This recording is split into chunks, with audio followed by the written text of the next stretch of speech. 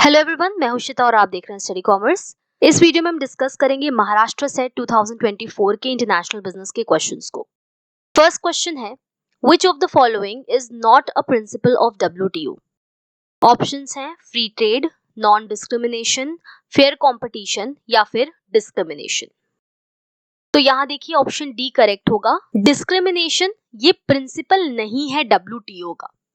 इसके अलावा बाकी जो भी चीजें मेंशन्ड हैं, free trade, non discrimination, fair competition, ये सभी डब्ल्यूटीओ के प्रिंसिपल्स का पार्ट है। फ्री ट्रेड यानी कि ओपन ट्रेड होना चाहिए between the countries. As per WTO agreement, countries क्या करेंगी कि जो भी ट्रेड बैरियर्स हैं, चाहे वो टैरिफ हो या नॉन टैरिफ हो, उन बैरियर्स को क्या करेंगी, रिड्यूस करेंगी ताकि जो ट्रेड है उसको इंकरेज किया जा सके। Reducing the trade barriers for encouraging the trade। दूसरा क्या दिया है, नॉन डिस्क्रिमिनेशन। कंट्रीज को अपनी ट्रेडिंग पार्टनर्स के बीच में कोई भी डिस्क्रिमिनेशन नहीं करना चाहिए। दैट मीन्स फॉरेन प्रोडक्ट और डोमेस्टिक प्रोडक्ट, इसमें कोई भी डिस्क्रिमिनेशन नहीं करना चाहिए। कोई भी फॉरेन प्रोडक्ट या सर्विस हो उसको भी उसी तरीके से ट्रीट करना चाहिए जिस तरीके से हम अपने यहाँ के प्रोडक्ट को ट्रीट करेंगे। नेक्स्ट है fair competition. WTO promotes fair competition, यानी इसका वन ऑफ द प्रिंसिपल है जो कहता है कि competition among the countries should be fair. That means कि कंट्रीज को कोई भी इस तरीके की पॉलिसी को नहीं अपनाना चाहिए जो कोई अनफेयर एडवांटेज दे उनके अपनी डोमेस्टिक प्रोडक्ट को। जैसे कोई कंट्री अपने एक्सपोर्ट्स को इंक्रीज करने के लिए एक्सेसिव सब्सिडीज प्रोवाइड कर रही है, इससे क्या होगा कि जो कॉस्ट है प्रोडक्ट की वो कम हो जाएगी, तो एक्सपोर्ट करना ज्यादा आसान हो जाएगा जिससे दूसरी कंट्री को एक डिसएडवांटेज मिलता है। तो इस तरीके की प्रोसेसेस में या इस तरीके की पॉलिसी में इन्वॉल्व नहीं होना चाहिए कंट्रीज को, और फेयर कंपटीशन को प्रमोट करना चाहिए। इसके अलावा ट्रांसपेरेंसी भी वन ऑफ द प्रिंसिपल्स हैं। ट्रांसपेरेंसी का मतलब है मेंबर्स को जो है वो ट्रांसपेरेंट होना चाहिए एक दूसरे से regarding trade policy and practices. और मेंबर कंट्रीज को कोई भी चेंज होता है अगर किसी ट्रेड पॉलिसी में या उनकी ट्रेड प्रैक्टिसेस में, तो ये उनको इन्फॉर्म करना चाहिए डब्ल्यूटीओ को। इसके अलावा लेस डेवलप्ड कंट्रीज को सपोर्ट करना, डिजिटल ट्रेड को बढ़ावा देना, एनवायरनमेंट को प्रोटेक्ट करना, ये सभी डब्ल्यूटीओ के प्रिंसिपल्स हैं। नेक्स्ट क्वेश्चन है, disequilibrium in the balance of payment is caused by which economic factor? Options हैं secular disequilibrium, religious disequilibrium, uniform disequilibrium या इनकंसिस्टेंट डिसइक्विलिब्रियम। यहाँ पे देखिए क्वेश्चन में थोड़ा सा डिफरेंस है। क्वेश्चन यहाँ पर होना चाहिए which disequilibrium in balance of payment is caused by economic factors. तो देखिए ऑप्शन ए करेक्ट होगा, सेक्युलर डिसइक्विलिब्रियम। सेक्युलर डिसइक्विलिब्रियम को हम लॉन्ग टर्म डिसइक्विलिब्रियम भी कहते हैं। ये इस तरीके का डिसइक्विलिब्रियम है जो लंबे समय के लिए होता है, which is for prolonged period because of changes in economic factors। जो इकोनॉमिक फैक्टर्स हैं उनमें चेंजेस होने की वजह से बहुत लंबे समय तक डिसइक्विलिब्रियम देखने को मिलता है। ये जो डिसइक्विलिब्रियम है वो टेक्नोलॉजी में चेंज की वजह से हो सकता है या पॉपुलेशन ग्रोथ की वजह से हो सकता है। इसके अलावा और भी कई तरीके के डिसइक्विलिब्रियम्स हैं, जैसे cyclical disequilibrium, structural disequilibrium, short run disequilibrium, monetary disequilibrium. यहाँ पे जो दिया है रिलीजियस, यूनिफॉर्म और इनकंसिस्टेंट डिसइक्विलिब्रियम, इस तरीके के टाइप्स आपको देखने को नहीं मिलते। नेक्स्ट क्वेश्चन है, identify a factor that doesn't play an important role in attracting FDI, that is foreign direct investment. Options हैं laws, rules and regulations, administrative procedure, cost of resources और लैंग्वेज। तो देखिए ऑप्शन डी यहाँ पर correct होगा। Language एक important role play नहीं करती है एफडीआई को अट्रैक्ट करने में। लॉज, रूल्स एंड रेगुलेशंस ये बहुत इंपॉर्टेंट रोल अदा करती हैं एफडीआई को अट्रैक्ट करने में, क्योंकि किसी कंट्री के क्या लॉज हैं, रूल्स हैं और रेगुलेशंस हैं रिगार्डिंग इन्वेस्टमेंट्स, इस पे फॉरेन डायरेक्ट इन्वेस्टमेंट बहुत डिपेंड करेगा। दूसरा एडमिनिस्ट्रेटिव प्रोसीजर, ये भी एफडीआई को इम्पैक्ट करेगा, ये भी एज अ फैक्टर है जो एफडीआई को अट्रैक्ट करने में हेल्प करता है। अगर मान लीजिए कि कोई कंपनी है, वो किसी कंट्री में जाती है इन्वेस्टमेंट करने के लिए, वहां पे जो प्रोसीजर है वो बहुत लंबा है, उसको लैंड खरीदने में, कंस्ट्रक्शन कराने में, फिर आगे प्रोसीजर्स करने में अगर बहुत ज़्यादा टाइम लगता है, बहुत लेंदी प्रोसीजर्स अगर होते हैं, जनरली फिर कंपनीज वहां पर जाकर के इन्वेस्टमेंट करना नहीं चाहेंगी। नेक्स्ट है cost of resources. Cost of resources पर भी बहुत डिपेंड करता है फॉरेन डायरेक्ट इन्वेस्टमेंट। अगर जो रिसोर्सेज हैं वो बहुत ज़्यादा महंगे हैं, बहुत ज़्यादा कॉस्ट पड़ रही है, किसी कंट्री के लिए लिमिटेड चांस है कि जहां पर कॉस्ट ऑफ रिसोर्सेज बहुत ज्यादा पड़ रहे हैं वहां इन्वेस्टमेंट करें। जहां रिसोर्सेज की कॉस्ट कम पड़ रही, फॉर एग्जांपल जैसे इंडिया में लेबर कॉस्ट कम पड़ती है, तो यहाँ पर इन्वेस्टमेंट करने में अदर कंट्रीज हैं उनके लिए आसानी होती है, क्योंकि यहाँ उनको लेबर ज्यादा और सस्ते मिल जाते हैं। अलावा और भी फैक्टर्स हो सकते हैं जो एफडीआई को अट्रैक्ट करते हैं, जैसे कि टैक्स रेट्स। जहां पर टैक्स रेट्स कम होती हैं या डिजायरेबल होती हैं, वहां पे इन्वेस्टमेंट करना चाहती हैं कंट्रीज। इसके अलावा इंफ्रास्ट्रक्चर फैसिलिटी किस तरीके की है, रोड्स, ट्रांसपोर्ट, ये किस तरीके का है, इस पर भी एफडीआई बहुत हद तक डिपेंड करेगा। Size of local market, local market की साइज क्या है, बहुत छोटा मार्केट है या बड़ा मार्केट है, इस पर भी डिपेंड करेगा इन्वेस्टमेंट। नेक्स्ट क्वेश्चन है, which of the following is not a characteristic of joint venture? Options हैं equity position held by each of the partner, दूसरा है possible only with legally incorporated entities, third intent by partner to share in the management, fourth one of the partners acquire complete stock of the other. तो सबसे पहले हम यहाँ देखेंगे कि joint venture क्या होता है। तो जॉइंट वेंचर क्या है, एक तरीके का बिजनेस अरेंजमेंट है बिटवीन टू और मोर कंपनीज। दो या दो से अधिक कंपनीज के बीच में एक बिजनेस अरेंजमेंट है, जिसमें वो क्या करती हैं, अपने रिसोर्सेज को, अपनी एक्सपर्टीज को, इन सब को कंबाइन करती हैं और एक नई एंटिटी क्रिएट करती हैं। They create a new entity किसी स्पेसिफिक प्रोजेक्ट के लिए।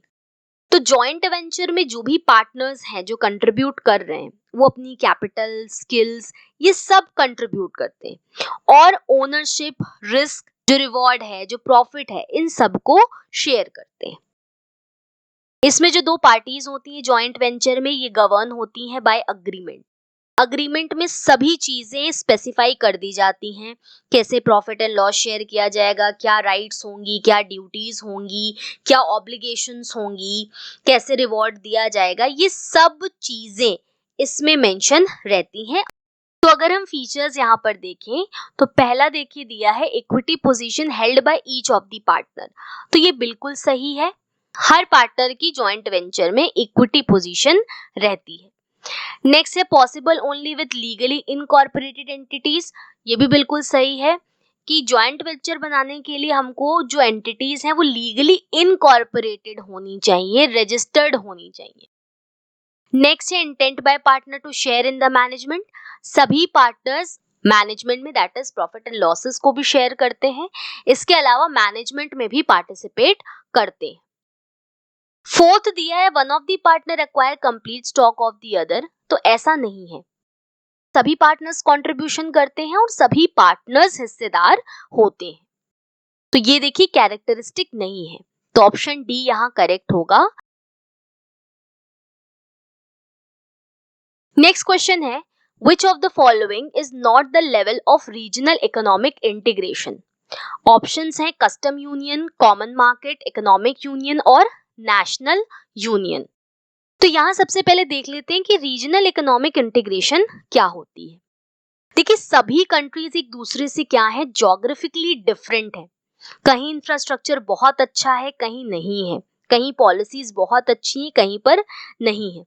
तो इस तरीके की जो डिफरेंसेस है रीजन्स के बीच में, इसको दूर करने के लिए या इससे ओवरकम करने के लिए और जो भी गुड्स हैं या सर्विसेज हैं उनको इंटीग्रेट करने के लिए और फ्री फ्लो ऑफ ट्रेड को फैसिलिटेट करने के लिए रीजनल इकोनॉमिक इंटीग्रेशन किया जाता है।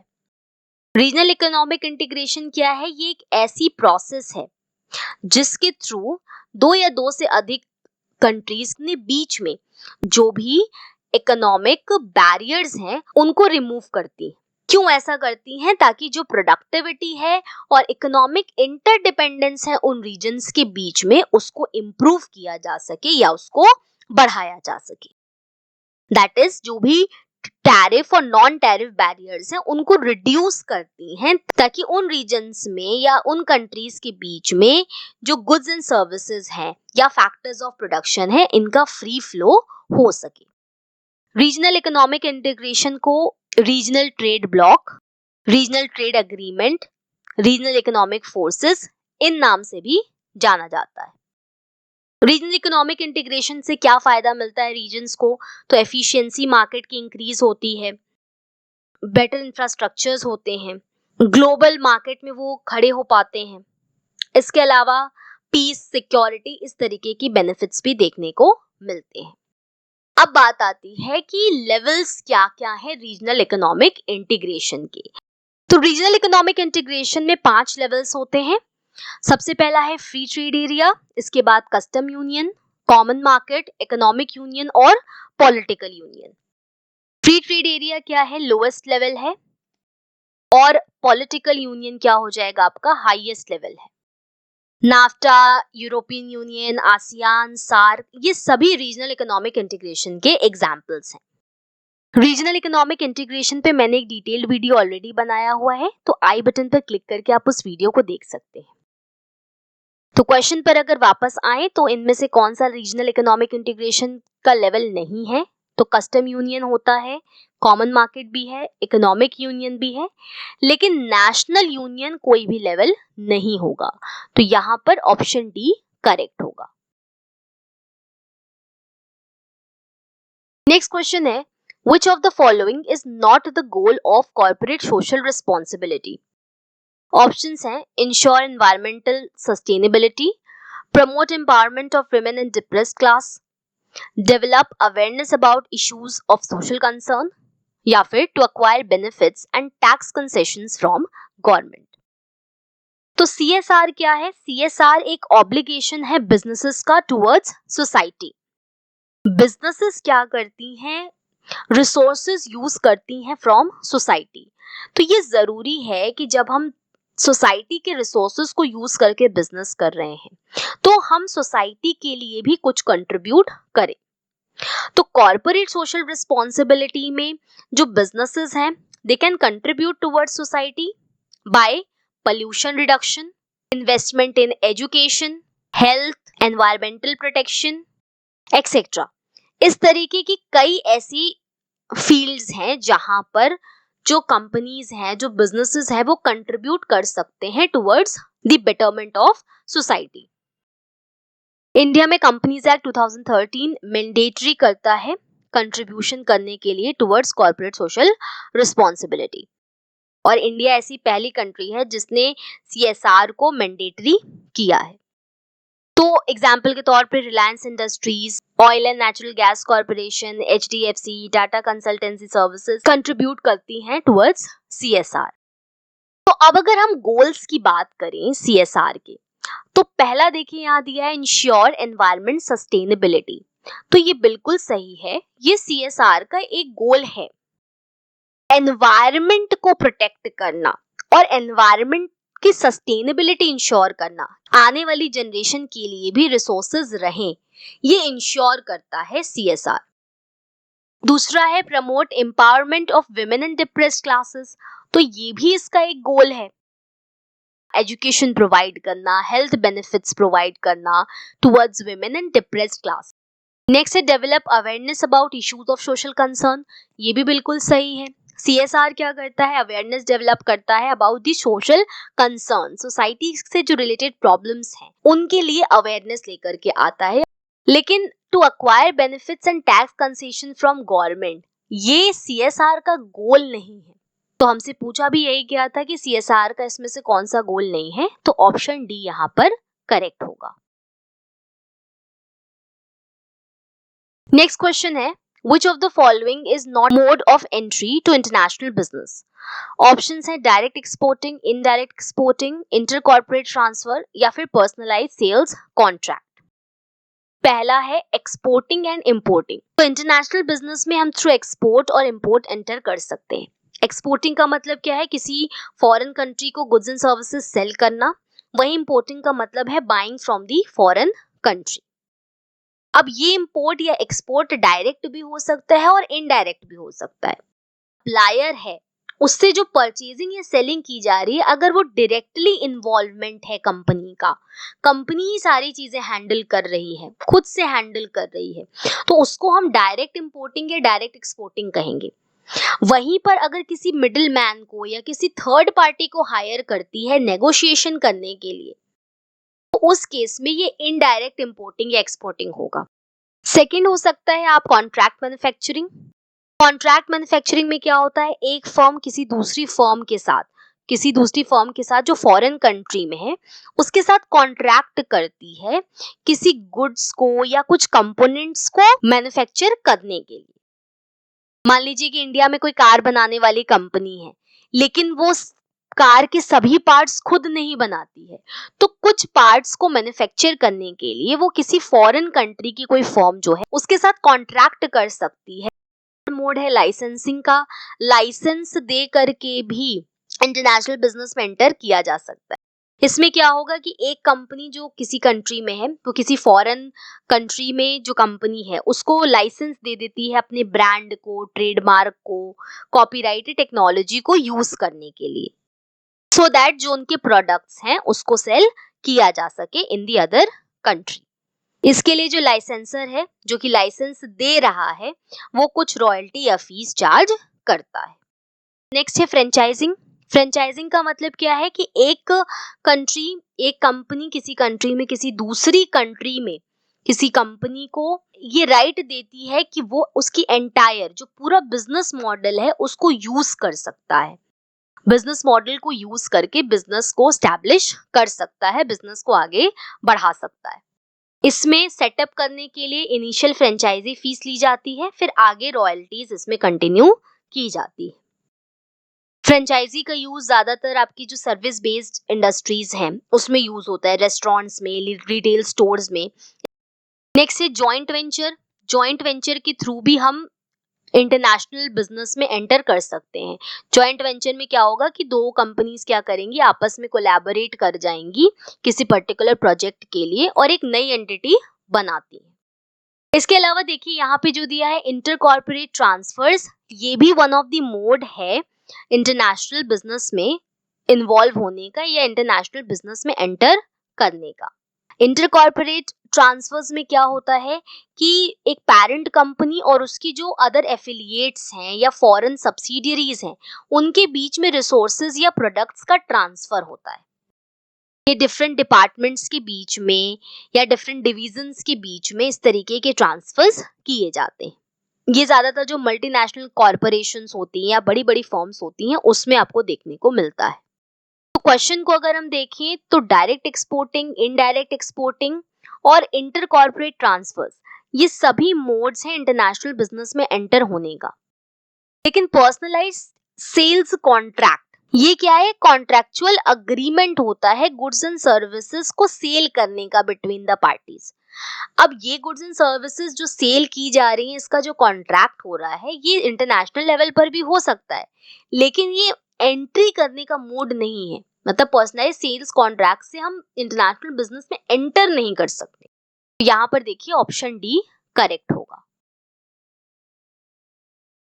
नेक्स्ट क्वेश्चन है which of the following entry strategy is adopted by McDonald's in international market?